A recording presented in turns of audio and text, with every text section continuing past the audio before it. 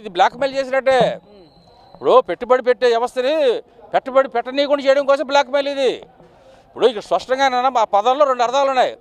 ఇప్పుడు మావిగన్ కావాలంటే నాకు ఓటేయండి, అమరావతి కావాలంటే రాజధాని చంద్రబాబు నాయుడుకి ఓటేయమండి. ఏంటి అవుతుంది దానికి అర్థం? అసలు అది ప్రజాపాలన చేసే వ్యక్తేనా? అసలు ఒక ఎమ్మెల్యేగా నన్ను అడిగితే అసలు ఎమ్మెల్యే కూడా తన అనర్హుడే. ఇప్పుడు తానే రాజకీయ నాయకుడిగా తానే మేనేజ్ అనుకుంటాడు. కానీ సమస్య ప్రజలందరూ కూడా నవ్వుకుంటున్నారు ఇవాళ. ఇప్పుడు ఎన్నికల్లో ప్రతి వ్యక్తి పోటీ చేస్తాడు. నాకు ఓటేయండి అని అనడంలో తప్పులేదు. అంతేగాని పలానాడికి ఓటేయండి, పలానాడికి నాకు ఓటేయండి అనేది కరెక్ట్ కాదు కదా.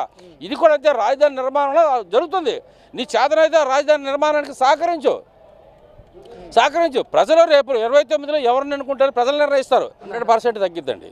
100% తగ్గిద్ది. ఎందుకంటే ఈ రాష్ట్రంలో ఒకప్పుడు ప్రజలు అంటే అమాయకత్వంగా ఉండేవాళ్ళు. అంటే చదువు నిరాశాస్త్రం తక్కువ ఉండేది.